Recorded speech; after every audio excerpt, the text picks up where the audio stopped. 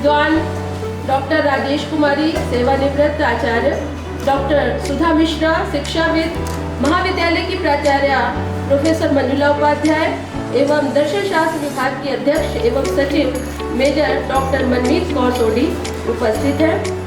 आज का विषय है राष्ट्रीय चेतना में गुरुमति साहित्य का प्रभाव। तो आज हमारी छात्राएं गुरुमति साहित्य से अवश्य ही लाभान्वित होगी और गुरुमति जैसे गुरु शब्द जहाँ से प्रकट हुआ है तो उस पर भी प्रभाव पड़ेगा विचारों के द्वारा। तो सबसे पहले कार्यक्रम का प्रारंभ हम माँ सरस्वती के चरणों में पुष्पांजलि और दीप प्रज्वलन के लिए अपने सभी आज के अतिथियों को मैं निवेदन करती हूँ, बुलाना चाहती हूँ। और सरस्वती वंदना के लिए छात्रा श्रेया और उषा आप आइए सरस्वती वंदना का गायन करें।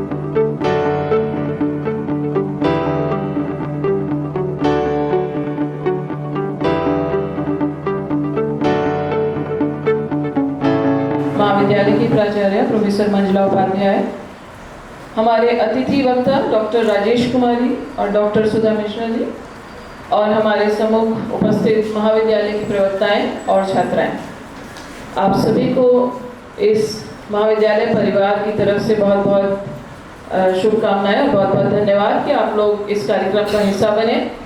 ये कार्यक्रम भाषा संस्थान उत्तर प्रदेश शासन, उत्तर प्रदेश पंजाबी अकादमी और दर्शन शास्त्र विभाग नवीन कन्या महाविद्यालय के संयुक्त तत्वावधान में आयोजित किया जा रहा है। और जैसा कि आप डॉक्टर अपूर्वा जी ने बताया, आपका भी बहुत बहुत धन्यवाद इस कार्यक्रम का आगाज करने के लिए। और आप पढ़ सकते हैं कि राष्ट्रीय चेतना में गुरुमत साहित्य का प्रभाव। राष्ट्रीय चेतना, पहले हम समझें तो राष्ट्रीय चेतना किसी भी राष्ट्र की एकता, अखंडता, इन सब के लिए बहुत आवश्यक है। और एकता अखंडता को मजबूत करने वाले तत्व कौन से हो सकते हैं, ये गुरुमत साहित्य में कहाँ कहाँ पर पाए जा सकते हैं या हैं, उनका क्या प्रभाव हमारे राष्ट्र पर आज तक पड़ा है या पड़ सकता है, या उससे हम कैसे आगे बढ़ सकते हैं, इसको आज हम इस पर चर्चा करने के लिए एकत्रित हुए हैं। तो सबसे पहले हम ये जाने कि गुरुमत और साहित्य ये शब्द का इस्तेमाल है, तो गुरुमत का मतलब ही क्या है। गुरुमत मतलब गुरु की मत, गुरु का मार्गदर्शन, मति का मतलब होता है मार्गदर्शन, उन्होंने जो आपको बताया उससे आगे चलना। तो इसका मतलब क्या है कि गुरुमत साहित्य वो है जो कहीं ना कहीं हमारे धार्मिक, राजनीतिक, आध्यात्मिक, साहित्यिक दिशा में हमें एक मार्गदर्शन प्रदान करता है। अब गुरुमत साहित्य में हम लेते किस किस को हैं, हम किसको कहते हैं कि गुरुमत साहित्य है। तो सबसे पहले इसमें लिया जाता है, जो आप जानते हैं, गुरु ग्रंथ साहिब। ये गुरुमत साहित्य का सबसे बड़ा उदाहरण है और ये 1430 पृष्ठों के संकलन का एक बड़ा ग्रंथ है। और ये शायद आप में से कुछ को पता हो, नहीं पता है तो इसीलिए इस तरह का आयोजन किए जा रहे हैं, जिससे आप इस बात को भी समझ सकें कि इस 1430 पृष्ठों के संकलन गुरु ग्रंथ साहिब में, इसीलिए इसको सर्व साझा ग्रंथ कहा जाता है। जब इसके प्रति हम नतमस्तक होते हैं तो उन की रचनाएं इस इतने बड़े साहित्य में शामिल हैं। उसमें सिख धर्म में 10 गुरु साहिबान माने गए हैं, लेकिन केवल 6 गुरु साहिबान की रचनाएं हैं। और साथ ही साथ उसमें 15 भक्त हैं, जिसमें भक्त रविदास, कबीर, सूरदास, नामा, ऐसे भक्तों 11 भट्टों की बाणी है और 3 गुरसिक की, यानी कुल 35 बाणीकार हैं जिनकी रचनाएं इस गुरु ग्रंथ साहिब में शामिल की गई हैं। उसमें से केवल 6 गुरु साहिबान हैं और बाकी उस समय यानी मध्यकाल की स्थिति में जो हमारे यहाँ की स्थिति थी, भक्ति काल का युग था और उस समय वर्णाश्रम व्यवस्था थी। वर्णाश्रम में हम जानते हैं ब्राह्मण, क्षत्रिय, शूद्र और वैश्य। वैश्य और शूद्र अगर हम क्रम के अनुसार देखें, और उसमें भी शूद्र जाति जो कि हमारे जीवन के लिए बहुत उपयोगी वर्ग था, क्योंकि ये श्रमिक वर्ग था, एक प्रकार से सेवा करने वाला वर्ग कहलाता था। इसको बहुत निम्न दृष्टि से देखा जाता था और बहुत से अधिकार इनको प्राप्त नहीं थे। तो उस समय उनकी रचनाओं को इस ग्रंथ में स्थान देना ये अपने आप में बहुत क्रांतिकारी बात थी। क्यों शामिल किया गया? क्योंकि उन्होंने सब वही बातें कही जो एक सच की बात करती हैं। गुरमत साहित्य में उन्हीं चीजों को शामिल किया गया जिसमें केवल सत्य की बात की गई, एक ही ईश्वर को स्वीकार किया गया, भेदभाव का खंडन किया गया, कर्मकांड का खंडन किया गया, जाति पाति के आधार पर जो भेदभाव है उसका खंडन किया गया। तो ऐसे साहित्य में सबसे पहले, जैसे मैंने आपको बताया, और उसमें उस समय तथाकथित आप जानते हैं कबीर, जुलाहा बहुत ही निम्न कोटि के थे, उस समय माने जाते थे, लेकिन आज वो इतनी उच्च पदवी प्राप्त कर गए कि हम उनको संत और भक्त की पदवी देते हैं। तो जब हमने आपको पहले भी बताया कि अगर हम गुरु ग्रंथ साहिब के प्रति नतमस्तक होते हैं तो इसका मतलब है हम उन पूरे 35 ऐसे महापुरुषों के प्रति नतमस्तक होते हैं जिन्होंने एक सच की बात की और हमारे सामने एक इस तरह का उदाहरण प्रस्तुत किया जिससे कि हमें मार्गदर्शन मिल सकता है कि किस प्रकार से एक आदर्श जीवन शैली को जिया जा सकता है।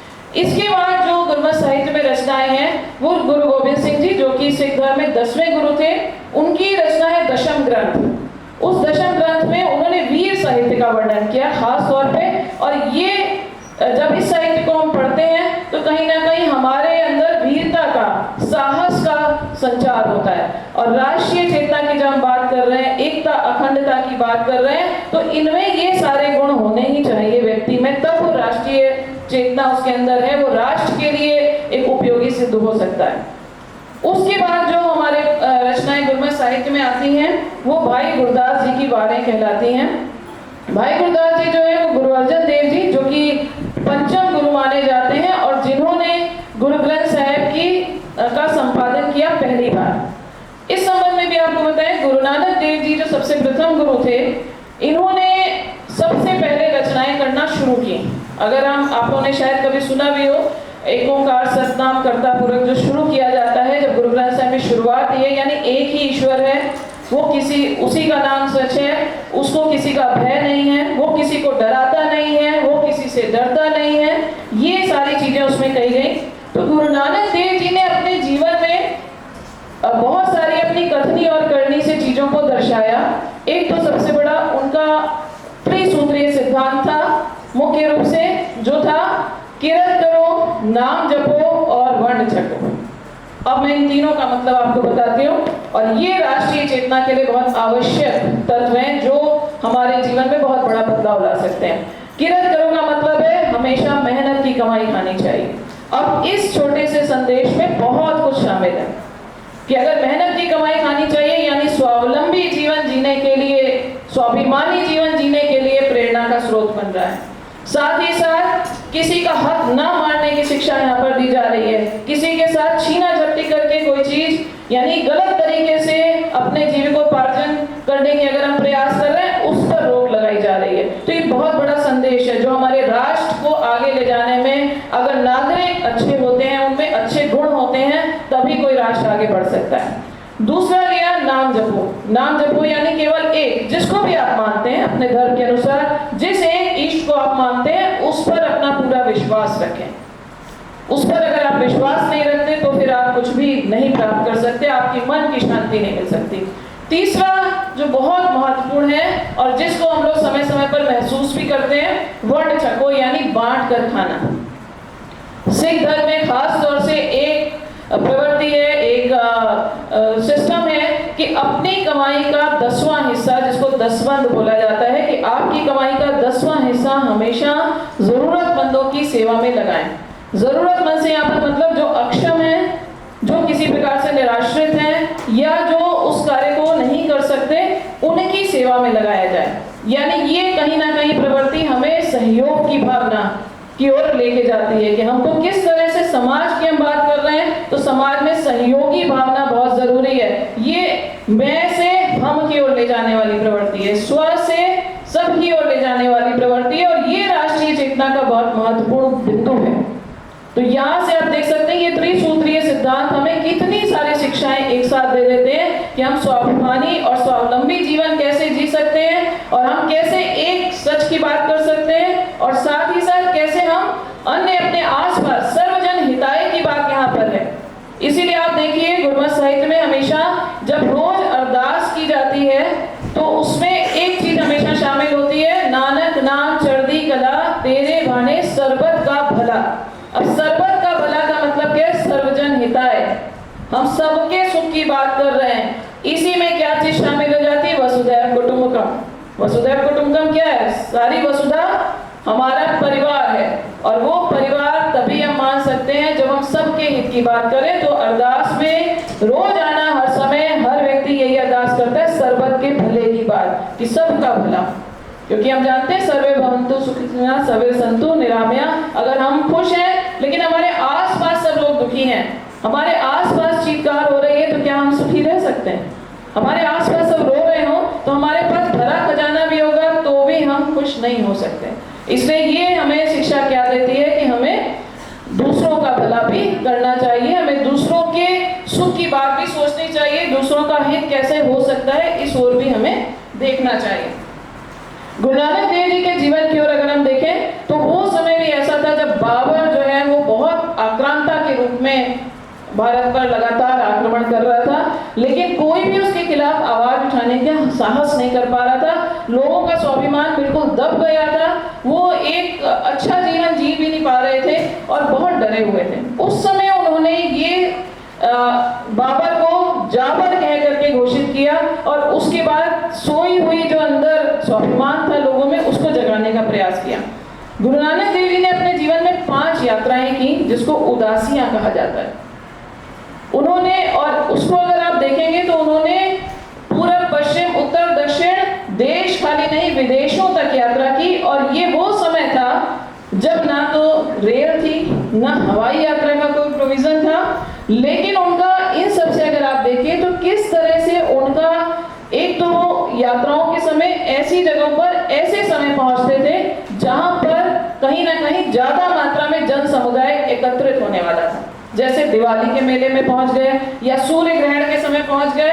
क्यों? क्योंकि वो कर्म कांड से लोगों को दूर करना चाहते थे कि हमारा काम क्या होना चाहिए, हम ज्यादा से ज्यादा कर्म पर विश्वास करें, हम जैसा कर्म करेंगे वैसा हमको फल मिलेगा। हम भगवान भरोसे पर नहीं रह सकते, हमें अपने कर्मों पर विश्वास रखना है और अंधविश्वास में नहीं पड़ना।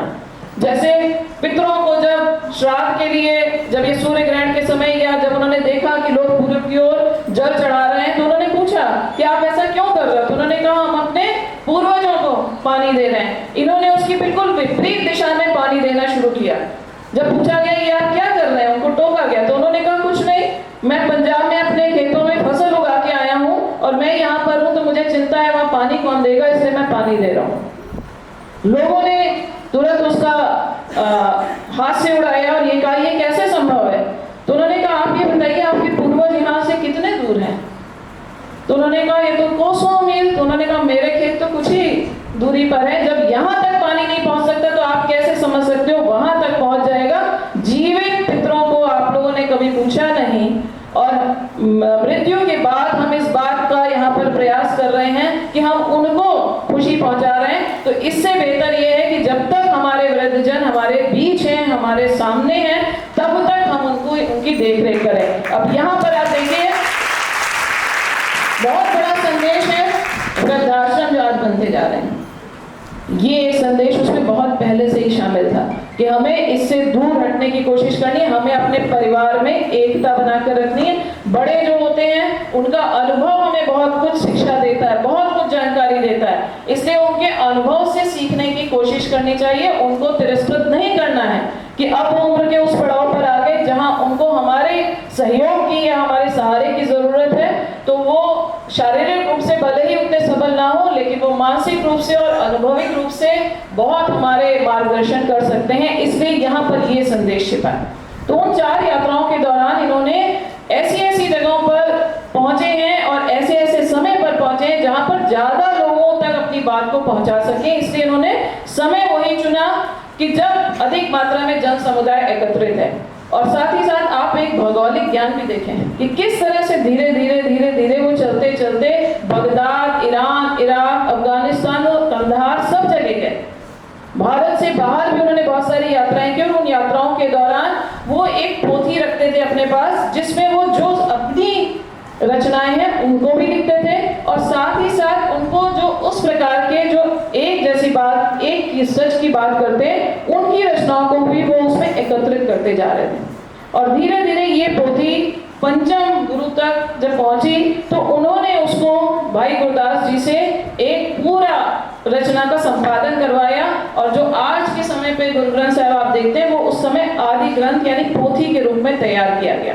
और भाई गुरदास जी की वारें गुरमत साहित्य का हिस्सा हैं क्योंकि उन्होंने ही वो उनके समकालीन थे और वहां पर उन्होंने उनकी सारी रचनाएं जो उन्होंने एकत्रित की थी पोथी के रूप में, उसको एकत्रित करके उसका संकलन एक ग्रंथ के रूप में किया।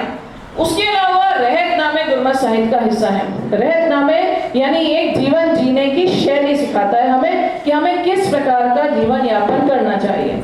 एक मर्यादा, रहत मर्यादा यहाँ पर एक शब्द का प्रयोग किया जाता है, उसका पालन। और उसमें भी खास तौर से कुछ चीजें कही गई कि हमें नशीले पदार्थों का सेवन नहीं करना, तंबाकू का सेवन नहीं करना। अब आप ये देखिए ये सब राष्ट्रीय चेतना के सहायक तत्व हैं।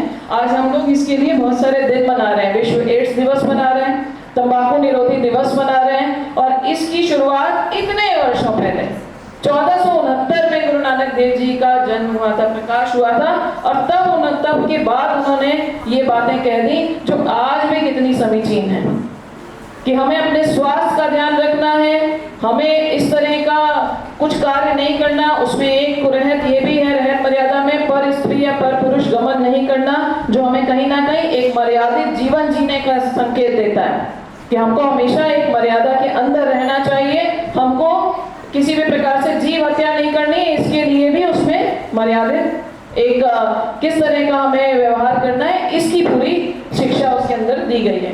तो ये बहुत सारे तत्व ऐसे हैं जो वो अपनी रचनाओं के माध्यम से, अपनी कथनी और करनी के माध्यम से समय समय पर दर्शाते हैं।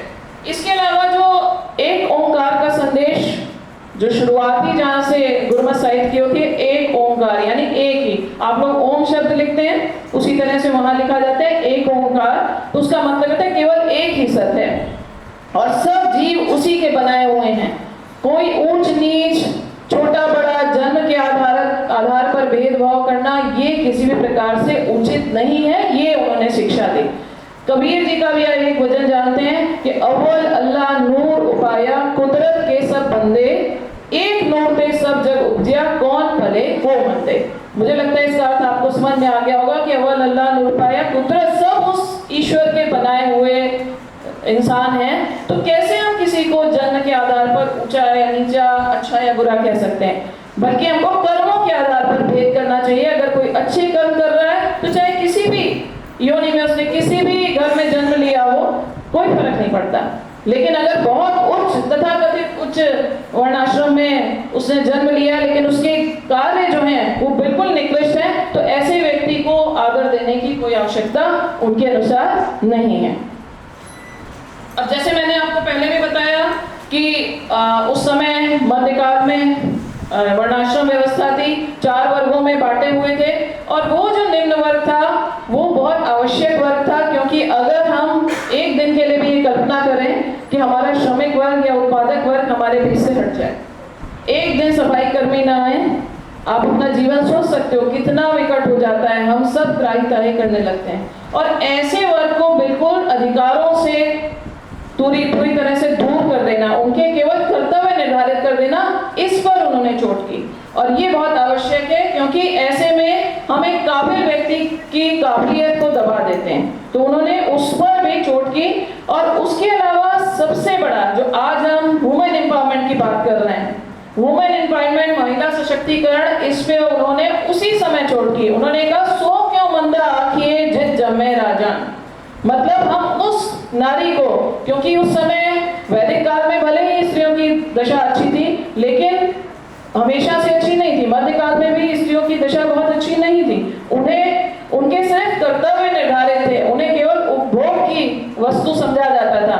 उनके लिए केवल दायित्व निर्धारित किए गए थे, उनको कोई अधिकार नहीं थे। इस पर उनको बहुत ऑब्जेक्शन था, इसकी उन्होंने कटु आलोचना की और ये कहा कि वो नारी जो बड़े बड़े राजाओं को जन्म देती है, जिनसे हम सभी उत्पन्न होते हैं, उस आदि आबादी को कैसे हम निम्न कह सकते हैं, जो पूरे हमारी एक प्रकार से सृष्टि की जन्मदात्री है। तो इसलिए उन्होंने आज के समय पे जो वुमेन एम्पावरमेंट की हम बात कर रहे हैं, ये सदियों पहले गुरु नानक देव जी अपने साहित्य के माध्यम से इसकी व्याख्या ऑलरेडी कर चुके थे।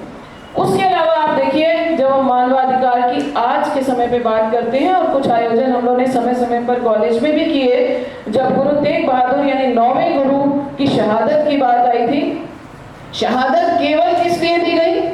क्यों? क्योंकि पंडितों के जनेऊ उतारे जा रहे थे, औरंगजेब के द्वारा जबरन धर्म परिवर्तन कराया जा रहा था। तो ये राष्ट्रीय चेतना का बहुत महत्वपूर्ण तत्व है कि संविधान में ये आज के समय पर ये अधिकार सबको है कि जो जिस धर्म को मानना चाहता है उस धर्म को वो मान सकता है, उस पर जबरन उसका धर्म परिवर्तन करने के लिए कोई उसे मजबूर नहीं कर सकता। इसके लिए उन्होंने तभी साहित्य में कह दिया, इसीलिए कहा था, धर्म है साका जिनकिया, शीश दिया पर सिर न दिया। शीश कटवा दिया लेकिन झुकने को वो मंजूर नहीं हुए। और ये शिक्षा हमें बहुत कुछ देती है, हम सबके बीच में वो भाव संचारित करती है कि हमको कभी भी किसी भी जुल्म के आगे, अन्याय के आगे झुकना नहीं चाहिए। हमें हमेशा इस बात का ध्यान रखना है कि केवल हमारी बात नहीं है, क्योंकि उस समय उन पर कोई अत्याचार नहीं था, दूसरे धर्म के लिए। ये ऐसा उदाहरण है जो इतिहास में कहीं नहीं मिलता। अपने लिए तो सब करते हैं, लेकिन जब बात दूसरे की आए और उस समय आप अपने जीवन का बलिदान करने के लिए खड़े हो, तो ये भाव हमें ये भी शिक्षा देता है कि आवश्यकता पड़ने पर देश की आन बान और शान की जब बात हो, तब हमें पीछे नहीं हटना चाहिए।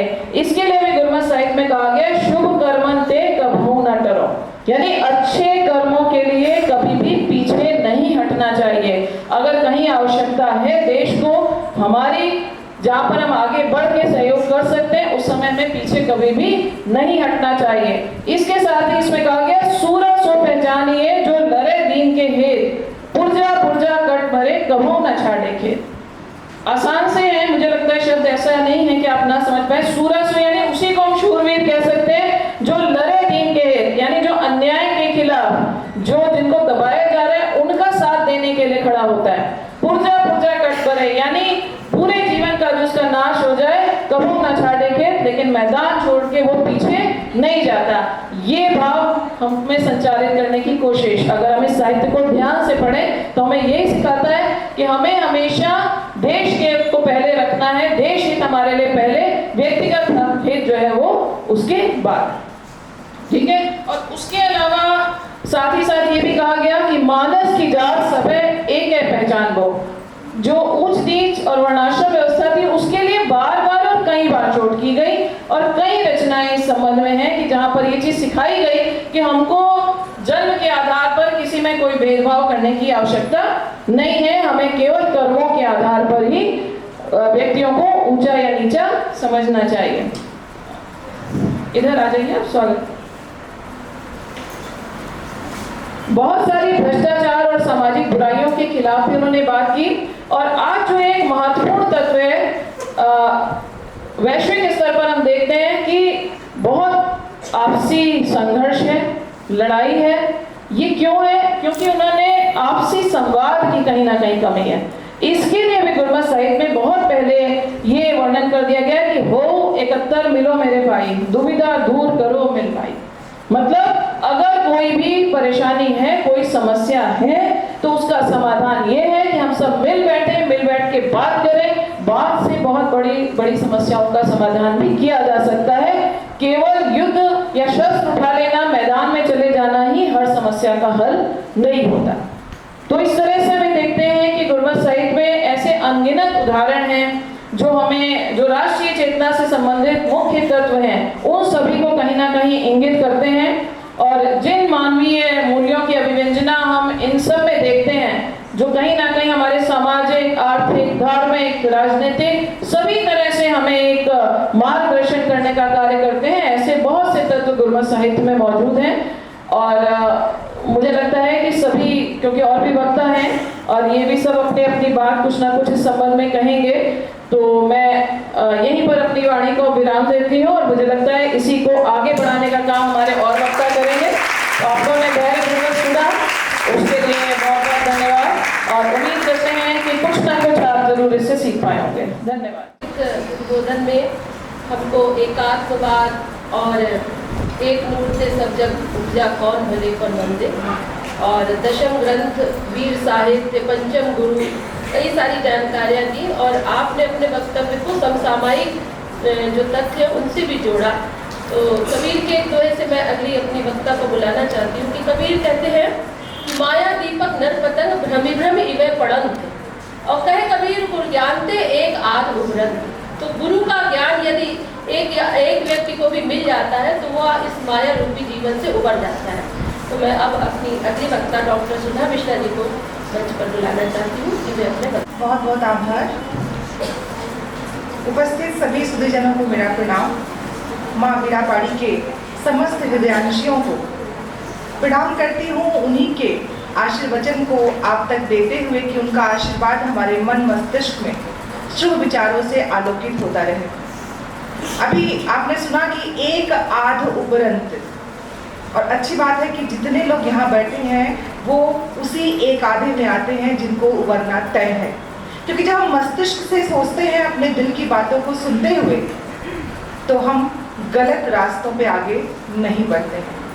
हमारी मन में अधिकतर जो तथ्य थे गुरमत साहित्य के, वो आप तक पहुँचाया कि कितने गुरु हैं। 6 कवि और 15 कवियों के संकलन के बाद जो गुरमत साहित्य में जिस राष्ट्रीय चेतना संचेतना को फलीभूत किया गया, लिखा गया।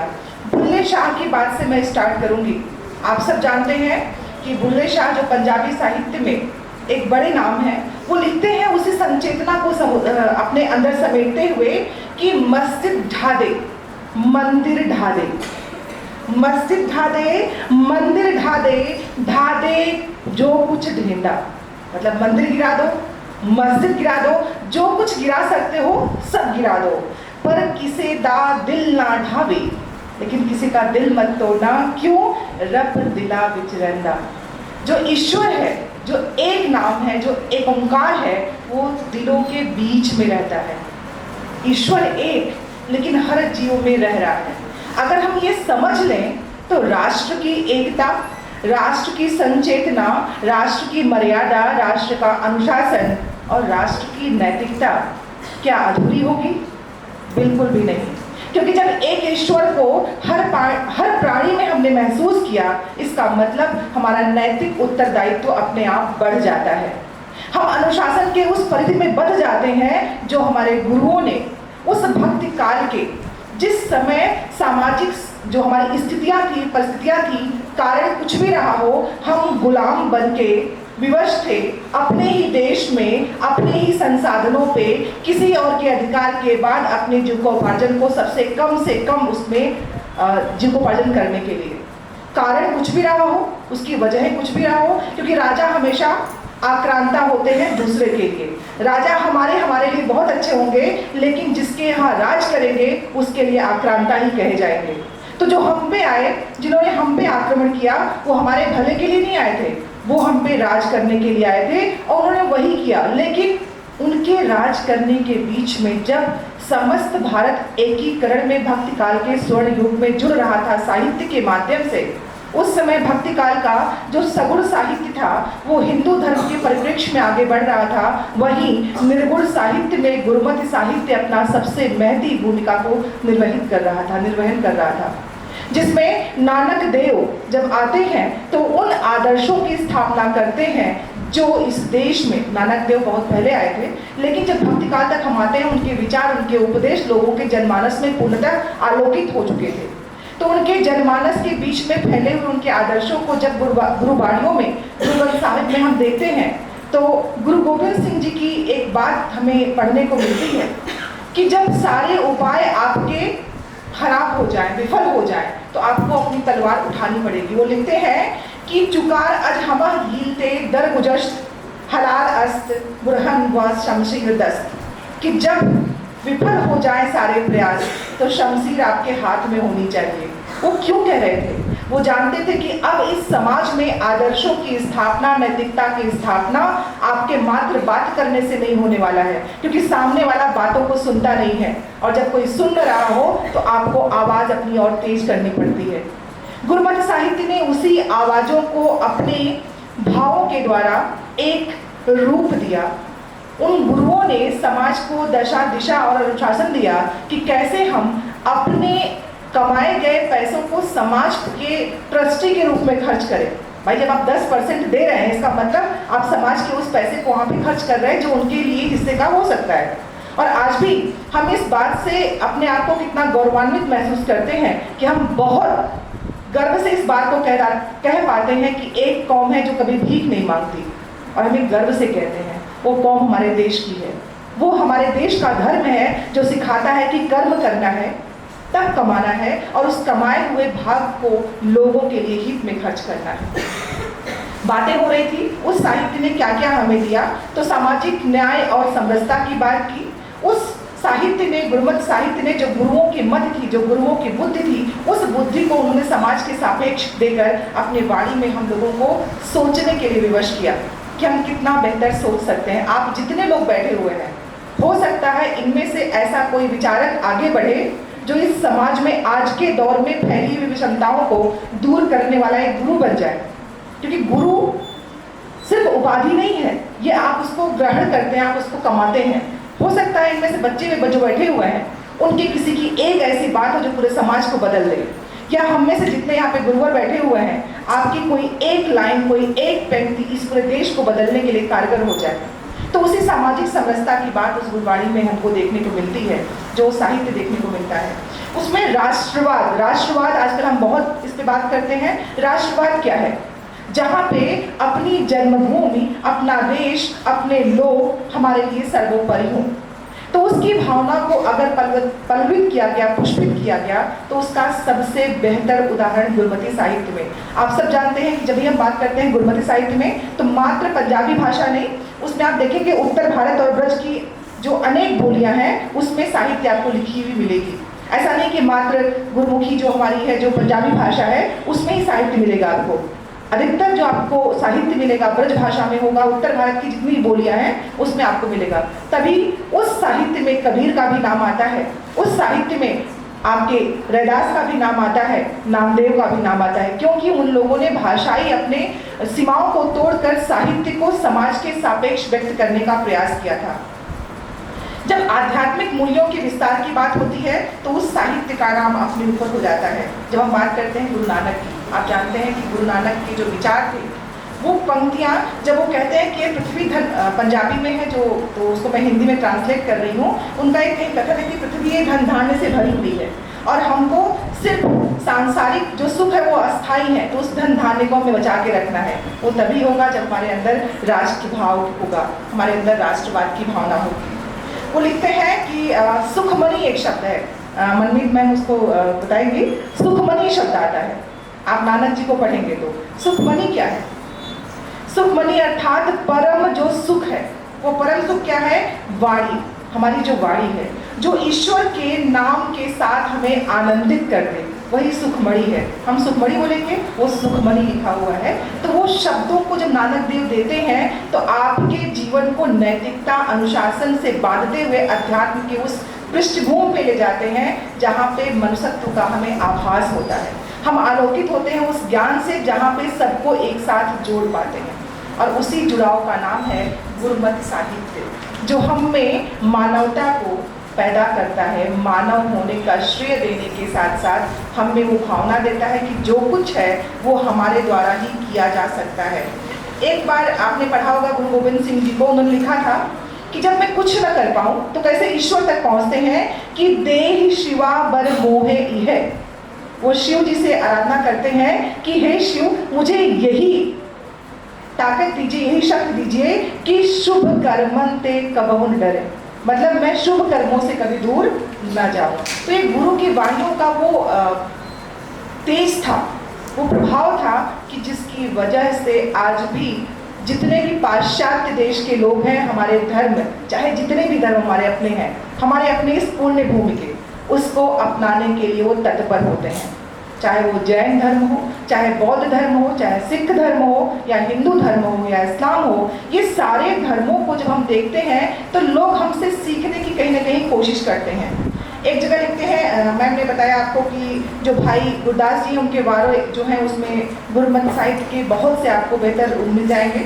उन पे बात नहीं करूँगी क्योंकि मैम ने उस पूरे साहित्य के बारे में आपको तथ्यात्मक रूप से बता दिया है और उसको दोहराने से हमें लगता नहीं कि कोई चीज़ें फिर से समझ में आएंगी। बस जो समझने की बात है कि जो साहित्य मिलता है हमें भक्ति के रूप में, वो भक्ति न होके उस समय के समकालीन जो व्यवस्थाएं थी, जो अव्यवस्थाएं थी, जो अनियमितताएं थी, उनको हम कैसे नियमित करें, अनुशासित करें और कैसे मर्यादा में उसको परिलक्षित करते हुए समाज को बेहतर बना सकें और राष्ट्र के रूप में उसकी परिकल्पना सापेक्ष रूप में रख पाएं और लोगों को बता पाएं कि देश ऐसा होना चाहिए, राष्ट्र ऐसा होना चाहिए और राष्ट्र का साहित्य जो समाज का दर्पण होता है उसको समाज को अपने अंदर समेटे हुए में दिखा पाए। यही उद्देश्य था उस साहित्य का जो हमें चाहे भक्ति काल में देखने को मिले हिंदी साहित्य में, या जब हम बात करें पंजाबी साहित्य के तो गुरमत साहित्य के रूप में हमको मिलता है। अपनी बात को मैं विराम देने से पहले एक जो जुल्म और अन्याय था उसमें एक पंक्तियां मैं रखना चाहूँगी। वो लिखते हैं कि खुरासन खसमाना किया, हिंदुस्तान डराइया, आपे दोस्त न देई करता, जमकर मुगलों चढ़ाइया। जो मुगलों की बात है वो बताते हैं कि जो जुल्म हो रहे हैं, जो भी संहार हो रहा है, उसके लिए आपको अस्त्र उठाना पड़ेगा। वो कब होगा? जब एकता होगी, समानता होगी और हम में सद्भाव होगा। आज भी वही जरूरत है कि हर समाज, आप चाहे जिस भी साहित्य को उठाएंगे, प्राचीन इतिहास पढ़िए, चाहे मध्यकाल पढ़िए, चाहे आधुनिक भारत पढ़िए, इतिहास आप जब भी पढ़ेंगे, चाहे वो विदेशी हो चाहे हमारा हो, हमेशा कुछ ना कुछ विसंगतियां आपको मिलेंगी। 100% कहीं भी सब कुछ अच्छा नहीं मिलेगा। लेकिन समाज बेहतर वह कहा जाता है जिसमें विषम परिस्थितियों में भी हम बेहतर की तरफ आगे बढ़ सकें। स्वर्ण युग साहित्य का भक्ति काल इसीलिए था क्योंकि जितने भी धर्म के लोग थे वो एक होकर इस देश के गुलामी से दूर, इस देश की मानवता, इस देश की सामाजिकता और इस देश के न्याय की बात कर पा रहे थे एक मत होकर। इसीलिए वो स्वर्ण युग है। तो आज जब हम 100 साल बाद की पीढ़ियां हमें पढ़ें तो उन्हें लगे कि हमने अपने देश, अपने समाज, अपने राष्ट्र की विसंगतियों को दूर करने का प्रयास अपने पहले के साहित्य को देख के करने की कोशिश की। मात्र हम पढ़ते रहें भूत को और वर्तमान को बेहतर न करें तो हमारे साहित्य का कोई मतलब नहीं है। गुरमत साहित्य हो, हिंदी साहित्य हो, कोई भी साहित्य हो, इतिहास के परिप्रेक्ष्य में देखते हुए, उसके हानि लाभ को समझते हुए आज के संदर्भ में कैसे प्रासंगिक कर सकते हैं उन साहित्य को और कैसे समाज की विसंगतियों को दूर कर सकते हैं, ये सबसे महत्वपूर्ण होता है। तो एक प्रश्न के साथ मैं अपनी बात को बंद करूंगी, यहाँ पे समाप्त करूंगी कि प्रश्न कौधना चाहिए आपके मन में कि जो साहित्य लिखा गया था उस समाज में वो व्यवस्थाएं नहीं थी, फिर भी वो इतने दूरगामी सोच पा रहे थे, इतने अग्र सोची थे कि बेहतर समाज की कल्पना की बात कर रहे थे उस समय। तो क्या आज की परिस्थितियां वैसी ही हैं या उससे हम बहुत बेहतर हैं? तो अब हम कितना आगे सोच के आगे आने वाली पीढ़ी को और बेहतर साहित्य और बेहतर समाज और अपनी पीढ़ियों को सांसें दे सकते हैं कि नहीं? अगर नहीं तो खुद में सुधार की गुंजाइश पैदा करनी पड़ेगी और अपने साहित्य को समकालीन और प्रासंगिक बनाते हुए उस गुरमत साहित्य की महत्ता को आगे भविष्य के लिए और उज्ज्वल तरीके से पेश करने के लिए हमें स्वयं उत्तरदायित्व भी लेना पड़ेगा, उत्तरदायी बनना पड़ेगा और जवाबदेही भी सुनिश्चित करनी पड़ेगी कि हम नहीं तो कोई और नहीं। हमें ही करना पड़ेगा। जितनी भी बादशाहत हो या जितनी भी गुलामी हो, वो किसी एक व्यक्ति के भूलने से, किसी ने हार मान लिया तो वो हार गया, और जिसने ठान लिया वो जीत गया। तो हमें ठानना है, मानना है कि वो साहित्य हित से जुड़ा रहे, समाज के सापेक्ष रहे, और आने वाली पीढ़ियां कभी हमें इसके जिम्मेदार न ठहराएं कि हम अपने सुख सुविधाओं में इतने ज़्यादा खुश हो गए थे कि पीढ़ियों की परवाह नहीं की। यही गुरमत साहित्य का उद्देश्य भी है। और मेरी बात में इस प्रश्न के संदेश के साथ कि हम समाज की विसंगतियों को उस सापेक्ष रखते हुए निरपेक्ष नहीं बैठेंगे, बल्कि सोचेंगे कि समाज बेहतर और बेहतर, हमसे बेहतर कैसे हो सकता है। बहुत बहुत आभार, धन्यवाद।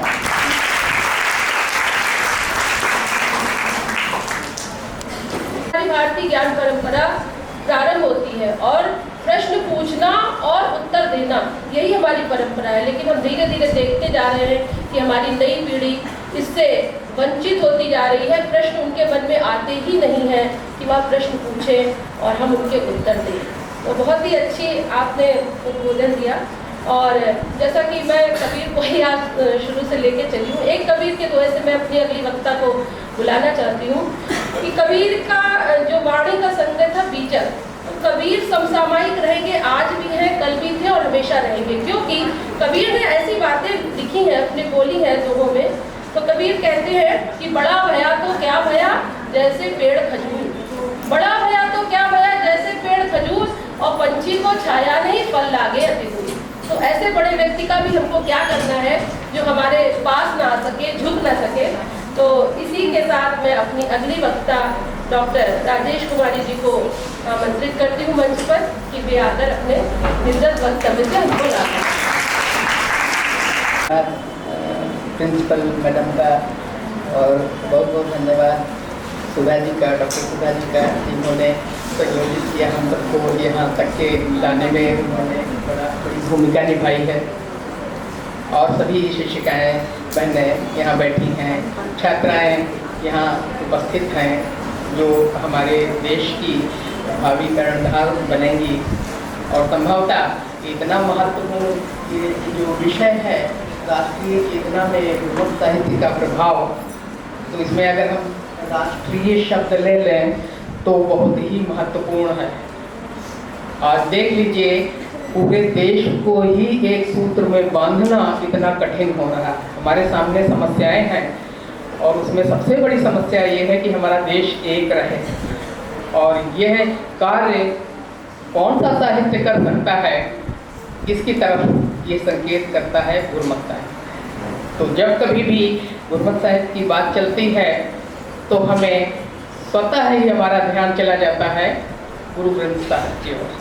अभी मनमीत मैम ने और सुधा जी ने जो गुरमत साहित्य के संबंध में प्रकाश डाला है, आप सभी लोगों ने बहुत अच्छी तरह से उसको सुना, समझा, मेरे ख्याल से व्यापक रूप से प्रकाश डाला है। लेकिन रचनाएं तो इतनी ज़्यादा होती हैं, हर एक रचना कुछ कहती है, तो उसको भी रेखांकित करना आवश्यक हो जाता है। सिख धर्म पर यदि हम दृष्टि डालें तो गुरु ग्रंथ साहब का ध्यान हम सबसे पहले करते हैं। यद्यपि गुरु ग्रंथ साहब में तमाम हिंदी के भी कवि सम्मिलित हैं और इस धर्म को गुरु नानक जी ने स्थापित किया था। उनके व्यक्तित्व में एक दार्शनिकता का भाव था। वो योगी भी थे, गृहस्थ भी थे, धर्म सुधारक भी थे, समाज सुधारक भी थे, कवि थे, देशभक्त थे, विश्व बंधुत्व का भाव रखते थे। और उन्होंने इसीलिए इतना महान कर्म किया। धर्म स्थापना के बहुत दिनों बाद फिर पांचवें गुरु संभवतः पांचवें जी थे अर्जुन देव जी, उन्होंने प्रयास करके, संकलन करके इस ग्रंथ को संपादित किया। और इसमें गुरुओं के अतिरिक्त हिंदी के रचनाकारों के तमाम रचनाएं संकलित हैं, जिसमें से कबीरदास जी हैं और रविदास जी हैं, नामदेव जी हैं, रामानंद जी हैं, और इसके अलावा और भी कई कवि हैं, सूफी संत भी हैं। उन लोगों की रचनाएं इसमें संग्रहित हैं। और हमें लगता है कि छात्र जीवन में बहुत पहले से ही कबीर आदि के काव्य को हम पढ़ते आए हैं और एक प्रकार से हम कहें कि एक मनोभूमि जो बनी हुई है, यानी मानसिकता पहले से बनी हुई है, तो उसमें हम कबीरदास जी को ज़रूर याद करते हैं और ये मानते हैं कि उन्होंने जो एक ईश्वर की बात करी है और उन्होंने जो ऊंच नीच आज की के निराकरण की बात करी है, वो अन्य सबसे उनको अलग ठहराती है। तब भी कबीर प्रासंगिक थे, आज भी कबीर प्रासंगिक हैं। एक बात और है जो इस गुरु ग्रंथ साहब को बहुत महत्वपूर्ण बना देती है, वो है इसमें भाषाओं का समायोजन। इसमें केवल पंजाबी भाषा ही नहीं है, पंजाबी के अतिरिक्त हिंदी है और महाराष्ट्र के नामदेव जी हैं, उनकी भी महाराष्ट्रियन है। जय गुरुदेव उनकी मेरे ख्याल से बंगला के भी एक आध पद हैं और हिंदी के तो हैं ही हैं पद। तो इस प्रकार से इसमें अवधी भी है, ब्रज भी है और हिंदी भी है और पंजाबी भी है, महाराष्ट्रियन है। तो हम ये कह सकते हैं कि वो पूरे राष्ट्र को बांधने के लिए एक सम्यक प्रयास है। मान भाई गुरुदास जी ने बड़ी ही मेहनत और लगन से इस ग्रंथ को 1604 में संपादित किया था या संयोजित किया। संपादन तो अर्जुन देव जी ने किया था। तब से ये सिख धर्म की एक प्रकार की संस्था जो है वो हमारे सामने आ गई थी। मुख्य रूप से राष्ट्रीय चेतना को जागृत करने की जब हम बात करते हैं तो इससे तात्पर्य ये होता है कि संपूर्ण देश में भारतीय संस्कृति की आत्मा का मिलन होना चाहिए। अर्थात हम सब वास्तव में एक ही प्रकार के हैं, लेकिन हम लोगों की मान्यताएं, हम लोगों के रुझान, हम लोगों का रहन सहन, हम लोगों के जो धर्म तमाम प्रकार के चलते हैं, तो सबको अलग कर देती है। लेकिन एक संस्कृति ऐसी है कि यदि हम व्यापक रूप से सबके धर्मों के गहराई में जाएं तो ऐक्य का भाव मिलता है। वास्तव में सभी धर्मों में ये कहा गया है कि ईश्वर एक है।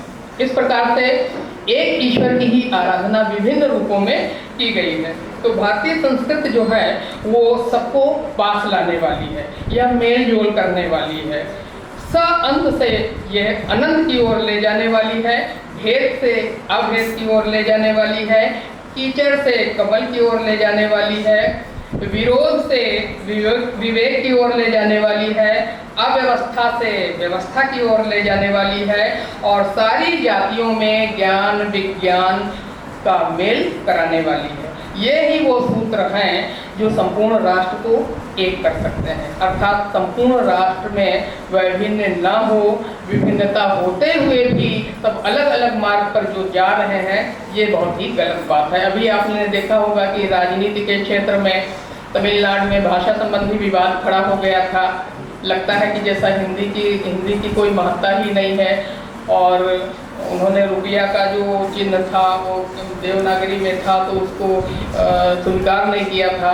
एक प्रकार से एक विवाद ही होता है। एक देश है अपना, वो भी एक सूत्र में बंध नहीं पाता है। तो अगर हम मूल में जाएं तो ये बात नहीं होनी चाहिए। तो इस प्रकार से आवश्यकता हो गई है कि हम सबको एक सूत्र में बांधें। तो इस गुरु ग्रंथ साहब में एक ऐसा यही एक ग्रंथ है मात्र हमारे देश में जो सभी को एक सूत्र में बांधने का प्रयास करता है और इसको बांधने में या एकीकरण करने में, सबको बांधने में गुरबत साहित्य का जो लक्ष्य है या कहना चाहिए जो भूमिका है, वही इस मूल ग्रंथ का प्रतिपाद्य है। अर्थात एकता लाना ही इसका मुख्य स्वर है। गुरुओं की दृष्टि से हम यदि देखें तो देखते हैं कि मनुष्य जो है वो सभी मनुष्य इस धरती पर एक ही ईश्वर की संतान है। और जब सब एक ही ईश्वर की संतान है तो ना कोई ब्राह्मण है, ना कोई शूद्र है, ना कोई अन्य जातियों का है। तो एक समानता का सूत्र जो है वो हमारे बीच ये ग्रंथ लेकर के आता है। वैचारिक धरातल पर भी एक जैसा अनुभव कराता है। गुरमत साहित्य के सभी भक्त संत एक ईश्वर में विश्वास करते हैं और सभी निर्गुण ब्रह्म के उपासक हैं। एक पंक्ति केवल सूरदास जी की आई है, वही सगुण भक्ति के उपासक हैं, लेकिन फिर भी उनकी एक पंक्ति इसमें सम्मिलित है। साधना पद्धति में भले ही अंतर है। गुरु नानक जी ने लिखा है, साचा साहिब साच नाई भाखिया भाव अपारू। प्रभु सत्य है, उसका नाम सत्य है, उसका प्रेम अपार। ये गुरु नानक जी का कथन है। उन्होंने एक और अपने काव्य पंक्ति के द्वारा कहा है, नानक गुरु संतोख रुख धर्म फल फल ज्ञान। अर्थात संतोष ही वृक्ष है, धर्म उसकी शाखाएं हैं, ज्ञान उसके फल। ये गुरु नानक जी का जो है संदेश है। मैम ने उनकी बहुत सारी विशेषताएं पहले बताई हैं, जैसे कि अनेकता में एकता उनकी रचनाएं लेकर के आती हैं, भाईचारे का संदेश भी देती हैं, सेवा का संदेश देती हैं। बहुत लोग ऐसे होते हैं समाज में, देखें आप, बिना सेवा किए यानी ये मानते हैं कि हम क्यों करें और यूं ही धरती पर अपना जीवन व्यतीत कर देते हैं। बहुत गलत बात है। बराबरी का संदेश उन्होंने हमेशा दिया, जो जिसकी कमी आज भी हमारे देश में है। स्त्री समानता का उन्होंने संदेश दिया, जबकि पहले ये ऐसा नहीं था। स्त्रियों को वैसे भी कमतर दृष्टि से देखा जाता था और हमारे यहाँ ही नहीं पूरे संसार भर में कमतर दृष्टि से देखने का क्रम चलता था, अभी भी चल रहा है। जाति रहित संदेश भी उन्होंने दिया, जो भी दिया वो सबके लिए दिया। ये नहीं कि ये ब्राह्मण करे, ये क्षत्रिय करे, ये वैश्य करे, ये शूद्र करे, जबकि होता यही था कि पूर्व में भारत में यही था कि ब्राह्मण के अलग कर्म निर्धारित थे, क्षत्रिय के अलग, वैश्य के अलग, शूद्र के अलग। उन्होंने ये भी संदेश दिया कि सच्चाई भरे जीवन को जीना चाहिए, अर्थात जीवन में झूठ का आधार लेकर के नहीं चलना चाहिए। अगला उनका संदेश है कर्म करने का संदेश। बहुत लोग कर्म नहीं करते हैं, यूं ही जीवन व्यतीत कर देते हैं, तो कर्म करना अनिवार्य है। निर्वैरता का संदेश, किसी से वैर ना करें। वैर इसलिए व्यर्थ है कि इससे दूरियां बढ़ जाती हैं। हम एकता नहीं अनुभव करते हैं तो राष्ट्रीय एकता की तो बात ही बहुत दूर हो जाती है। गलत रीति रिवाजों को भी छोड़ देना चाहिए, किसी के हक को नहीं मारना चाहिए, ये एक प्रकार से पाप है। इसके अतिरिक्त उन्होंने विद्यार्थियों को संदेश दिया है, अध्यापकों को संदेश दिया है। बहुत सारे अध्यापक भी अपनी पूर्णतया कर्म निर्वाह नहीं करते हैं, इसलिए नहीं करते हैं कि उनकी अपनी परेशानियां होंगी और समझते नहीं कि उनका कर्तव्य सबसे पहले तो विद्यार्थियों को, फिर वो क्या देंगे उपदेश। ब्राह्मणों के लिए भी उन्होंने संदेश दिया है, मुस्लिमों के लिए उन्होंने संदेश दिया है, क्योंकि हमारे यहाँ हिंदू मुस्लिम बहुत लड़ाइयाँ होती हैं और आपने देखा होगा धर्म के आधार को लेकर के आज भी वो लड़े चले जा रहे हैं। तो मुस्लिमों के लिए ये कहा गया है कि मोम की तरह जो हृदय पिघल जाता है तो उस हृदय का अनुकरण करना चाहिए, अर्थात मोम की तरह पिघलने वाले हृदय से ही सबसे व्यवहार करना चाहिए।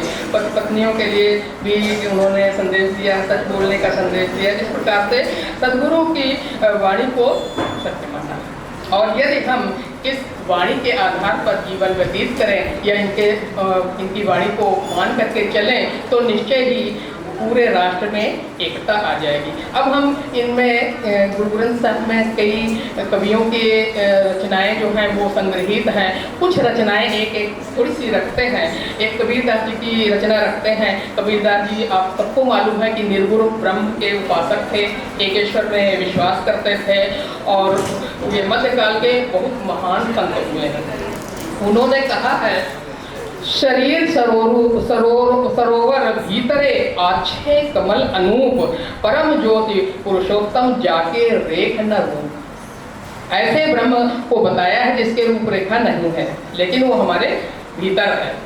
और रे मन हर भज ब्रह्म तजहु जग जीवन राम, आवत कछु न दिखै जात, जहाँ उपजय बिलसे तहीं जैसे पुरैन पात।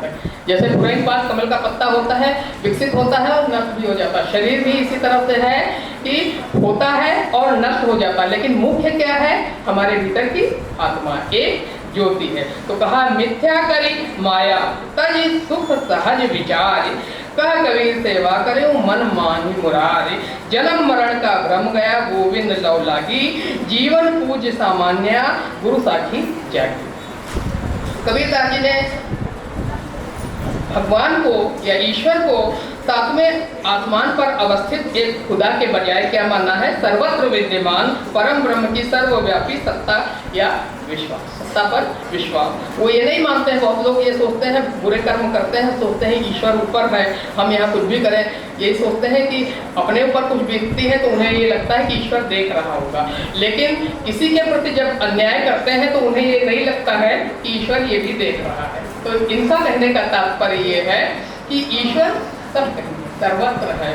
तो इसलिए उन्होंने ये लिखा है, अलग एक मसीत बसत है और मुल्क किस देख, अलग एक मसीत बसत है और मुल्क किस केरा, हिंदू मूरत नाम निवासी दुहु मही तत्व न हेरा। इन्हें हिंदू लोग अपनी मूर्ति में तलाशते हैं, मुसलमान लोग मस्जिद में तलाशते हैं, तो ये जो है पूरा मुल्क जो है वो फिर किसका है? आखिर सर्वत्र ईश्वर नहीं है तो कौन है फिर?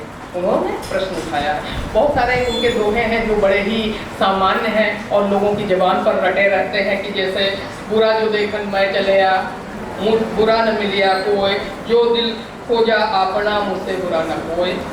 उन्होंने लिखा है, वाणी ऐसी बोलिए मन का आपा खोए और उनको शीतल करे आपो शीतल होए। तो इस प्रकार से उन्होंने बड़े ही सहज संदेश दिए हैं और वो सबके लिए हैं, संपूर्ण राष्ट्र को एक भाव में पिरोने वाले। ईश्वर को पाने का भक्ति मार्ग और जाति प्रथा का विरोध, मानवतावाद, कर्मों में विश्वास, ये वह बिंदु हैं जो राष्ट्रीय चेतना को जागृत करते हैं। वस्तुतः सभी भारतीयों में एकता ही हमारी राष्ट्रीय चेतना है। यानी हम अगर एक नहीं हुए तो राष्ट्रीय चेतित हो ही नहीं पाएंगे, यानी राष्ट्र एक नहीं हो पाएगा। मानवतावाद पहले तो नाम ही नहीं लिया जाता था, लेकिन अब आधुनिक काल में ये शब्द बहुत प्रचलित हो गया है। अर्थात जब हम मानव को मानव की दृष्टि से देखेंगे तो उसी को हम मानवतावाद कहते हैं। जब हम किसी के हक को छीनेंगे तो वो मानवतावाद कभी हो ही नहीं सकता है। तो ये गुरुवत साहित्य जो है वो मानवतावाद की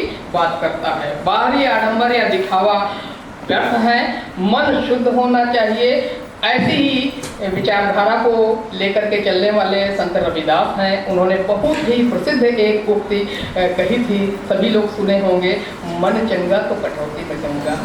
अब प्रायः लोग क्या करते हैं, मन तो अच्छा नहीं रहता है, विकार युक्त रहता है, लेकिन स्नान करने जाएंगे, तीर्थ स्थल जाएंगे, दुनिया भर के जहाँ जहाँ कहीं जाना है वहाँ जा करके सारे काम करेंगे। उन्होंने वो सोचेंगे अब मैंने सब कुछ कर लिया, पाप से मुक्ति हो गए, लेकिन वास्तव में मन उनका कभी भी साफ नहीं।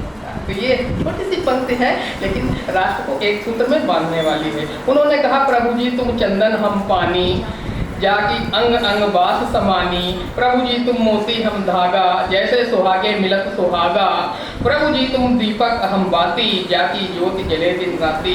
इस प्रकार से कभी वो चंदन के साथ मिल करके, कभी पानी के साथ मिल करके सादृश्य हो जाते हैं और अंग प्रत्यंग जैसे उनका सुगंधित होने लगता है। ये सब प्रभु की महिमा को मानते हैं। संत रविदास जी चमार जाति के थे और आपने पढ़ा होगा मध्यकाल में रामानंद जी हुए थे, बहुत बड़े एक संत हुए थे। तो उन्होंने जो भक्ति चलाई थी वैसे वो विशिष्टाद्वैतवाद थी, लेकिन उनके जो शिष्य थे वो विभिन्न जातियों से थे। उस समय जातिवाद चरम पर थी और संत आदि जो है वो कभी भी निचली जाति के बन ही नहीं सकते थे सिवाय ब्राह्मण के। तो उन्होंने जितने भी संतों को शिष्य बनाया, संत बनाया, तो उनमें चाहे वो चमार जाति का हो, चाहे वो भंगी हो, चाहे वो दर्जी हो, चाहे जिस भी जाति का हो, उन सबको उन्होंने अपने साथ जोड़ लिया। उनको जोड़ ही नहीं लिया, केवल वो भक्त ही नहीं बने, लेकिन उन्होंने आदेश दिया कि सभी एक पंक्ति में बैठ करके खाना खाएं, यानी भोजन एक साथ करना। आज भी बहुत लोग खेद मानते हैं, कभी भी निचले लोगों के साथ उसका छुआ नहीं खाएंगे। छुआछूत तो भारत में चरम पर था, तो बहुत खत्म हो गया। नहीं तो इसको कहना चाहिए कि उसी की प्रेरणा लेके हम कहते हैं आज आधुनिक जो हमारे संत हुए हैं उन लोगों ने भी इस तथ्य को माना है। गांधी जी ने तो छुआछूत को दूर करने के लिए बड़ा प्रयास किया। एक प्रकार से ये प्रेरणा जो है वो सही मिली हुई है। तो ये राष्ट्रीय एकीकरण में ये इन सबके जो की रचनाएं हैं वो बहुत ही महत्वपूर्ण स्थान रखते हैं और जन साधारण को प्रभावित करती हैं। गुरु नामदेव हुए हैं, ये महाराष्ट्र के हैं और कहते हैं कि ये जो है भ्रमण करते हुए एक बार पंजाब पहुंच गए थे और इनका प्रारंभ में इनका रुझान सगुणोपासक की ओर था, लेकिन पंजाब में जाने के बाद ये निर्गुणोपासक हो गए। इन्होंने भी कबीरदास की तरह साहित्य लिखा है, लेकिन इनके साहित्य में कबीर की अपेक्षा कहीं ज़्यादा मधुरता और विनम्रता भी है। एक और कवि हुए हैं शेख फरीदी। कहते हैं कि गुरबख्श साहब में हिंदू हैं, मुसलमान हैं, सूफी संत भी हैं, तो शेख फरीदी भी सम्मिलित हैं। इन्होंने जो श्लोक लिखे हैं तो वो इसलिए मशहूर हो गए क्योंकि इनका प्रक्रम जो था वो फकीरी था, दरवेशी, यानी जा करके द्वार द्वार पर ये गा करके जैसे सबको समझाते हों और फकीरी करते हों, तो इसलिए इनको भी ग्रंथ में स्थान मिला है। इनका एक दोहा है, फरीदा खाक न नींदिए खाक जैसे न कोई, जीवदिया पैरा तले मुइया ऊपर होई। यानी कहने का मतलब ये है कि फरीद कहते हैं कि खाक को, उसमें मिट्टी की निंदा मत करो, जो खाक को जैसे न कोई, उसके जैसा, यानी मिट्टी जैसा कुछ भी नहीं है। ये जीवन में हमारे पैरों के तले होती है और जीवन के बाद हमारे ऊपर होती है। कहने का मतलब है मिट्टी का भी स्थान है। भीखन जी थे, लखनऊ के ही हुए हैं, एक कवि हैं, मुस्लिम सूफी कवि हैं। उन्होंने भी लिखा है थोड़ा सा लखनऊ के हैं, इसलिए उनकी भी थोड़ी पंक्तियाँ बता देते हैं आपको। राम राई होई वैद बनवारी, अपने संतह ले उबारी, माथे पीर शरीर जलन है, करक करे करेजे माही, ऐसी वेदन पज खरी भई, वाका अब खुद नाही। इन्हें कहना ये चाहते हैं, निवेदन का प्रभु से है कि अगर तुम हकीम बनो तो हमारे जितने संत हैं इनको हम बचाएं। कहने का तात्पर्य है कि हमारी सबकी पीड़ा है प्रभु तुम ही दूर कर सकते हो। गुरु रामानंद जी ने सबको जोड़ा था, तभी एक प्रकार से संत की परंपरा जो चली थी उनका भी एक थोड़ा सा पद देखिए जो बहुत ध्येय है, प्राय हमने गुरुद्वारों में सुना है। कत जाइए रे घर लाखों रंग, मेरा चित न आवे मन भाइयों पंग, एक दिवस मन भई उमंग, खस चंदन चोवा बहु सुगंध, पूजन चली ब्रह्म ठाई, सो ब्रह्म बताइयो गुरु मन ही माही, ऊहा तो जाइए जो यहाँ ना होई। यानी और तब में तब पढ़े जब यहाँ ना हो। कहने का तात्पर्य ये है कि हम यहाँ जो विचार करते हैं या हम जो ऐक्ट मानते हैं उसमें जो कुछ है हम पाते हैं, उसमें तो हम और कहीं क्यों घूमते हैं। जहाँ जाइए तहाँ जल पखान, वेद पुराण सब देखे जाई, वहाँ तो जाइए जो यहाँ ना। यानी उन्होंने वेद पुराण सभी को खूब अच्छी तरह से अध्ययन कर लिया है, कहीं कुछ संतुष्टि देने लायक नहीं मिलता। सतगुरु में बलिहारी तो और जिन सकल विभ्रम हर काटे मोह। गुरु रामानंद के अतिरिक्त सूरदास की एक पंक्ति है, छाड़ी हर विमुखन को संग, हरि से विमुख जो है उनको छोड़ने की बात करते हैं। इसलिए कहते हैं क्योंकि एक हरि को, यानी हम अगर एकेश्वरवादी हैं और एक ब्रह्म में विश्वास करते हैं तो निश्चय ही हमारे में एका आएगी। वास्तव में है सब में यही एका की ही बात है, लेकिन फिर भी हम एक कभी नहीं हो पाते हैं। भाई मर्दाना ने भी थोड़े से लिखे हैं छंद, लेकिन कहते हैं कि कोई कोई के नानक जी के ही हैं। भाई सुंदरदास जी हैं, उन्होंने भी लिखा है। अंत में हम ये कह सकते हैं कि इन सभी कवियों की, गुरुओं की जो रचनाएं हैं उनको यदि हम पुनः अध्ययन करें तो हमें आज के जो संदर्भ हैं, यानी आज जो वैषम्य समाज में फैला हुआ है, जो देश में फैला हुआ है, तो हम किसी न किसी तरह से मिटाने में कामयाब हो सकते हैं। यही हमारा लक्ष्य है। तो हम ये कह सकते हैं कि गुरु ग्रंथ साहिब एक ऐसा ग्रंथ है जिसमें बिना भेदभाव के सभी की जो रचनाएं उचित हैं वो संग्रहित हैं, जिनकी आज प्रासंगिकता बहुत बढ़ गई है और देश में राष्ट्रीय चेतना को जगाने हेतु पुनः इस साहित्य की जन जन में प्रचार करने की आज आवश्यकता है। मानव मात्र एक है, सबका ईश्वर एक है। इस तथ्य को आज समझाने के लिए हमें आज गुरु ग्रंथ साहिब की अत्यंत आवश्यकता है, गुरुमुख साहिब की अध्ययन की आज बहुत ही आवश्यकता है। और इस पवित्र कार्य को जैसे कि आज यहाँ आयोजन किया गया है, इस तरह से आयोजन करने के बाद हम पाएंगे कि इसका असर ऐसा नहीं हो सकता है कि ना हो, निश्चय ही इसका असर होएगा। जहाँ जो बैठा हुआ है चाहे जिस रूप में हो, लेकिन यदि हम अपना मन संवार लें तो निश्चय ही राष्ट्र को एक होने में देर नहीं लगेगी। राष्ट्रीय एकीकरण राष्ट्रीय भावना से ही जागृत हो सकती है। तो इस राष्ट्रीय एकीकरण या एक की भावना को हमने कुछ पंक्तियों में बद्ध किया है, अपनी पंक्तियों में, जो हम आपके सामने रख करके अपनी बात समाप्त करते हैं। मजबूत राष्ट्र के लिए हमें एक होना चाहिए, मजबूत राष्ट्र के लिए हमें एक होना चाहिए। आपस में रहें एक हम संकल्प लेना चाहिए, आपस में रहें एक हम संकल्प लेना चाहिए। परिचित हो सभी नागरिक देश के वैविध्य से, यानी सबको मालूम होना चाहिए कि देश में वैविध्य है। सबको एक सूत्र में हम बांधने की कोशिश करते हैं, लेकिन विविधता जरूर बनी रहेगी। परिचित हो सभी नागरिक वैविध्य देश के वैविध्य से, जो जैसा है जिस रूप में स्वीकार होना चाहिए। बटे हुए हैं भिन्न हम धर्म जाति रूप रंग में, अब समन्वय का यथा प्रयास होना चाहिए, अब समन्वय का यथा प्रयास होना चाहिए। आपस में वाद विवाद हो चिंता की नहीं बात है, आपस में वाद विवाद हो चिंता की नहीं बात है। सौहार्द में न हो कमी, सौहार्द में न हो कमी, बंधुत्व तो ऐसा चाहिए। मजबूत राष्ट्र के लिए हमें एक होना चाहिए, एक होना। तो कहते थे कुछ किए जा, कुछ किए जा, कुछ ना हो तो कुछ फाड़ कर सिए जा। यदि कोई काम नहीं है तो आप किसी चीज़ को फाड़ो और दोबारा सिलो। तो मैंने इसी को अपने जीवन में प्रेरणा का माध्यम बनाया है। और अंत में मैं अब अध्यक्षीय उद्बोधन के लिए अपने महाविद्यालय की प्राचार्य प्रोफेसर मंजुला उपाध्याय जी को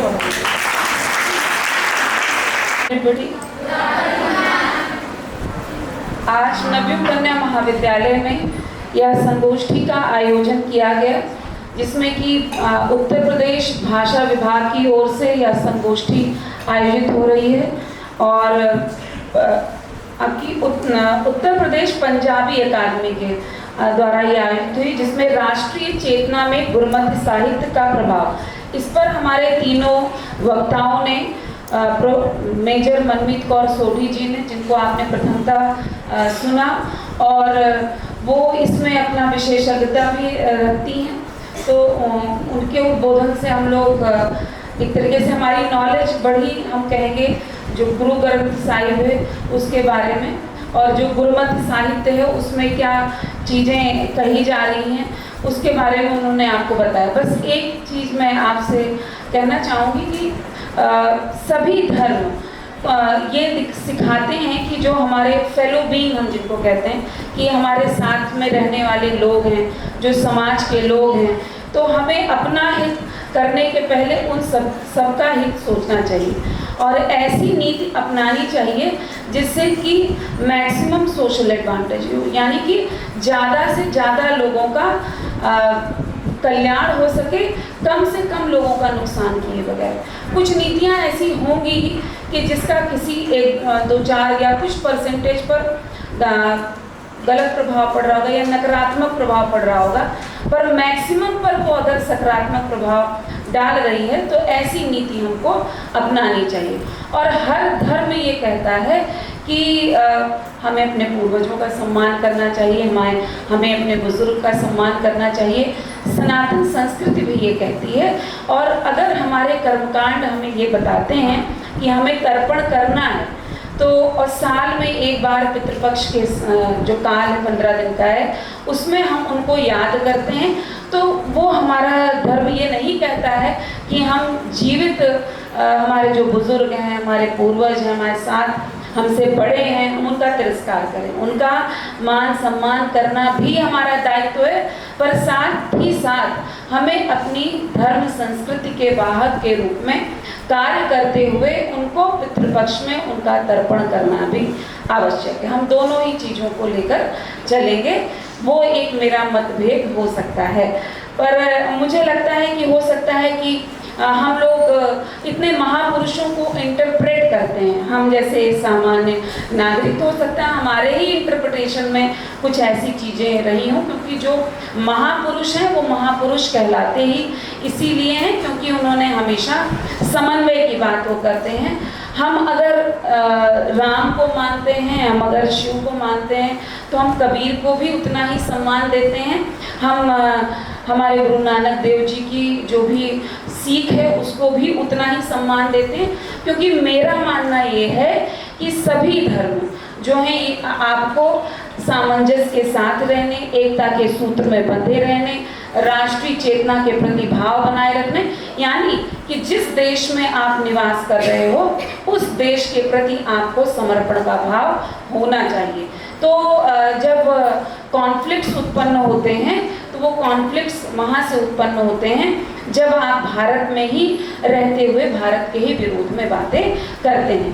तो कोई भी धर्म जो वैसे तो धर्म नहीं सिखाता है, ये हमारे ही अपने इंटरप्रिटेशंस होते हैं या उनका राजनीतिकरण होता है जो उन चीज़ों को उस प्रकार से इंटरप्रेट करके जो आम जनमानस है उनके कान में फूटते हैं और वो अपनी रोटी राजनीति के सेकने के लिए, तो चाहे वो हिंदी भाषा पर प्रश्न चिन्ह उठाया जाए स्टालिन के द्वारा एक हमारे दक्षिण राज्य में, और या चाहे किसी एक राज्य में ये बात उठे कि औरंगजेब पूजनीय था और जो उसके विरोध में खड़े हुए वो सब गलत थे।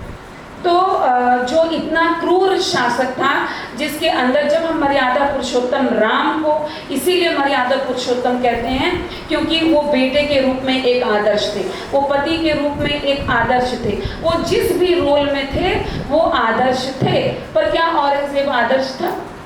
उसने अपने पिता को बंदी बनाया, उसने अपने भाई की हत्या की, तो क्या ऐसे व्यक्ति को हम पूजने की बात कहेंगे? और अगर किसी प्रदेश में ऐसी बातें उठ रही हैं तो उनको दबाना भी जो हमारा मतलब जिम्मेदार लोग हैं उनका ये दायित्व बनता है, और उसका विरोध करना हम सनातन संस्कृति को मानने वाले हम सभी का दायित्व बनता है। और ये हमें नहीं भूलना चाहिए कि कोई किसी भी धर्म का हो, हमारा खून हिंदुस्तानी ही है, क्योंकि हम हिंदुस्तान में निवास करते हैं तो हम उसके खिलाफ कुछ ना बोलें तो ही अच्छा, क्योंकि वही हमारा धर्म है। क्योंकि हिंदू धर्म क्या मानता है?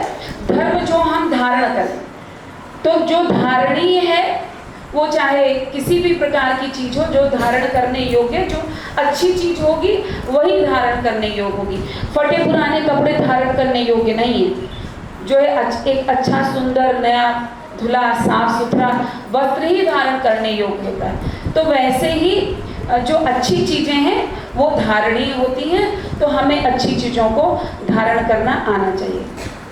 और कभी भी हमें राष्ट्रीय चेतना या मतलब राष्ट्रीय हितों से कभी भी कॉम्प्रोमाइज़ नहीं करना चाहिए। हमारे किसी महापुरुष ने भी कॉम्प्रोमाइज़ नहीं किया, तो हमें इस चीज़ को ध्यान रखना चाहिए कि हमारे आदर्श वही हैं जिन्होंने हमें कभी विखंडित भारत का सपना नहीं देखा, जिन्होंने हमेशा अखंड भारत का सपना देखा, वो हमारे पूजनीय महापुरुष रहे हैं। वही महापुरुष सही में महापुरुष हैं। और हिंदी हमारी मातृभाषा है, ये हम सभी को मानना पड़ेगा। और ये बात है कि हम सभी भाषाओं का सम्मान करते हैं, कि जो जिस प्रदेश की जो भी क्षेत्रीय भाषा है, लोकल डायलेक्ट हैं, सभी डायलेक्ट्स का, सभी भाषाओं का सम्मान होना चाहिए। पर किसी भी देश की अपनी एक पहचान तो होनी चाहिए, एक मातृभाषा के रूप में उसकी पहचान होनी चाहिए। और जब हम विदेश में कहीं भी जाएं तो उसी भाषा में संवाद करें। आज के समय में तकनीकी इतनी विकसित हो चुकी है कि उसके तुरंत का तुरंत सेकेंड्स भी, मतलब कुछ सेकेंड्स का भी कोई अंश भी नहीं लगता है और वो ट्रांसलेशन होता जाता है, आप उसको सुनते जाते हैं। आप पार्लियामेंट वगैरह में देखिए, सभी ईयरफोन लगाए रहते हैं, तो वो चाहें तो किसी भी भाषा में ट्रांसलेट करके उसको सुन सकते हैं। पर ये हमें अधिकार किसी ने नहीं दिया है कि हम किसी भी भाषा का अपमान करें, चाहे वो क्षेत्रीय भाषा हो, चाहे वो लोकल डायलेक्ट हो, और चाहे वो हम मातृभाषा के रूप में जब एक मुहिम चल रही यहाँ पे हिंदी विभाग से हिंदी भाषा से संबंधित दो विदुषियाँ हमारे बीच हैं, राजेश कुमारी जी और सुधा मिश्रा जी, जो हिंदी के क्षेत्र के लिए इतना काम कर रही हैं, तो वो कभी नहीं चाहेंगे कि हिंदी भाषा का कोई भी अपमान करे, और शायद वो वेदना राजेश कुमारी जी ने इसलिए व्यक्त की। मनमीत मैडम हमारी आपको पढ़ाती हैं, हिंदी इंग्लिश में होंगी, पर पंजाबी उनका मूल है, तो वो मूल पंजाबी भाषा के लिए उसका सम्मान करेंगी, पर वो हिंदी का अपमान नहीं करेंगी। इस मंच पर बैठा या मंच के उधर बैठा कोई भी व्यक्ति नहीं करेगा। अगर हम सच्चे भारतीय हैं, सच्चे हिंदुस्तानी हैं, तो हमें एक दूसरे के साथ मिलजुल कर रहना चाहिए, और जहाँ तक जातिगत चीज़ें हैं उसको हम विद्रुपताएँ आई थी बीच में, जैसा कि राजकुमारी जी ने भी कहा कि हमारे जो कर्म थे उसके आधार पर जाति विभाजित थी, फिर वो धीरे धीरे वो हमारे जन्म के आधार पर होती गई, और जब वो जन्म के आधार पर होती गई तो उसमें कुछ विद्रुपताएँ हैं, कुछ समस्याएं हैं, पर हम लोगों ने शायद समस्याओं का जो समाधान ढूंढा वो कहीं सही नहीं है। उस पर कुछ ना कुछ प्रश्न चिन्ह है जो कि लोग कहने से डरते हैं, पर वो प्रश्न चिन्ह है क्योंकि अगर उससे भला हो गया होता, उससे समाज परिवर्तित हो गया होता, तो अभी तक सब कुछ 60-70 सालों में सही हो गया होता। पर क्या अभी भी वो सारी चीज़ें सही हुई? उल्टा जातिगत विद्वेष और बढ़ते जा रहे हैं, उल्टा जातियों में हम और विभाजित होकर अपने अपने ऑर्गेनाइजेशंस, अपने संगठन बनाते चले जा रहे हैं। बस क्यों? क्योंकि हर जाति अब और इनसिक्योर फील करने लगी है, तो जातिगत समस्याएं नहीं समाप्त हुई हैं। तो इसका मतलब हमने जो रूट अपनाया, हमने जो उसका मेथड अपनाया, वो शायद उसमें कुछ कमी है, और अब हमें कोई दूसरा रास्ता अपनाना चाहिए। पर अगर देश हित में लोग सोचें तो उसका सलूशन सभी निकालना चाहेंगे। पर क्या है कि हम अपने व्यक्तिगत हित से, अपने व्यक्तिगत स्वार्थ से, अपने परिवार के स्वार्थ से सभी घिरे हुए होते हैं, इसलिए हम कुछ त्याग नहीं करना चाहते। और भारतीय संस्कृति क्या सिखाती है? त्याग सिखाती है। हमारी सनातन संस्कृति, भारतीय संस्कृति त्याग सिखाती है, और वो सभी धर्मों में वो त्याग आता है, चाहे वो सिख धर्म हो, चाहे वो बौद्ध धर्म हो, चाहे जैन धर्म हो। हमारे यहाँ इतिहास की प्रोफेसर्स बैठी हैं, वो ज़्यादा बता पाएंगी, और भाषा साहित्य पर बहुत और लोग मर्मज्ञ हैं। पर जो राष्ट्रीय चेतना से जुड़ी कुछ चीज़ें थी उस पर मैंने अपना प्रकाश डाला। बाकी कार्यक्रम महाविद्यालय लेवल पर कार्यक्रम का संयोजन कर रही मेजर मनमीत कौर सोढ़ी जी को मैं धन्यवाद देना चाहूँगी।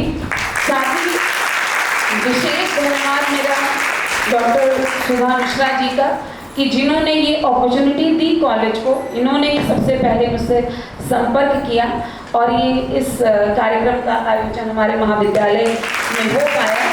तो नवीन कन्या महाविद्यालय परिवार की ओर से मैं आपका हार्दिक आभार व्यक्त करती हूँ, क्योंकि आपके माध्यम से कम पैसे में अच्छे से अच्छा कार्यक्रम हो पाया है। क्योंकि इकोनॉमिक्स की हूँ तो हमेशा वित्त को तो ध्यान में रखना ही पड़ता है, तो अगर वित्त कहीं से आ सके और हींग लगे ना फिटकरी और रंग चोखा हो जाए तो इससे अच्छा क्या हो सकता है। तो वो चीज़ करने में आपकी मुख्य भूमिका रही, इसलिए आपका हृदय से आभार। और हमारी आज की मुख्य वक्ता राजेश कुमारी जी का बहुत बहुत आभार कि उन्होंने सभी चीज़ों को स्पर्श करते हुए वही बातें कही जो मैं कह रही हूँ। मैंने भी अपने तीनों वक्ताओं की बातों को लेते हुए ही कहा है, क्योंकि इसमें मेरी इसमें कोई विशेषज्ञता नहीं है। मैं अरविंद नारायण मिश्र जी का और ओम प्रकाश सिंह जी जो इस अकादमी के निदेशक हैं, उन सभी का हृदय तल से आभार व्यक्त करती हूँ कि आपने इस संगोष्ठी को हमारे कॉलेज में करवाने की अनुमति प्रदान की और हमें वित्तीय सहायता प्रदान की और छात्राओं और शिक्षिकाओं के लिए सर्टिफिकेट और जलपान की व्यवस्था भी की, उसके लिए भी विशेष धन्यवाद। क्योंकि हम कहीं भी जुड़े हों, किसी भी उससे मंच से जुड़े रहो या किसी भी कार्यक्रम में, तो आप देखिए तो मुख्य आकर्षण ये रहता है, क्योंकि भीड़ को, या भीड़ नहीं कहेंगे, यहाँ तो जो पढ़े लिखे लोग हैं या कुछ शिक्षार्थी हैं जो शिक्षा के खोज में हैं, तो ये एक कुछ ना कुछ आकर्षण देना पड़ता है इतनी देर इतने लोगों को सुनने के लिए। पर मैं छात्राओं से यही कहना चाहूँगी कि हमारे तीनों वक्ताओं ने कहा कि कर्म की प्रधानता होनी चाहिए, और आपका कर्म है कि जो विद्वत जन हैं उनको सुनिए, उनकी बातों को लिखिए। पर मैं देख रही थी कि जैसा कि हर बार आपको टोका जाता है, आप कहीं ना कहीं डिस्ट्रैक्टेड थी, काफ़ी छात्राएं, तो इस चीज़ का विशेष ध्यान रखा करिए। आप शिक्षा ग्रहण कर रही हैं और वो अच्छी शिक्षा आपको जहाँ से भी मिले, you should receive knowledge with open hands, मतलब अपने हाथों को एकदम खुला रखना चाहिए, अपने मस्तिष्क को खुला रखना चाहिए, और अच्छी शिक्षा जहाँ से भी मिले उसको ग्रहण करना चाहिए। सिर्फ परीक्षा पास करने के लिए शिक्षा नहीं होती है, ये एक सीख बस मैं आज आपको देना चाहती हूँ। धन्यवाद।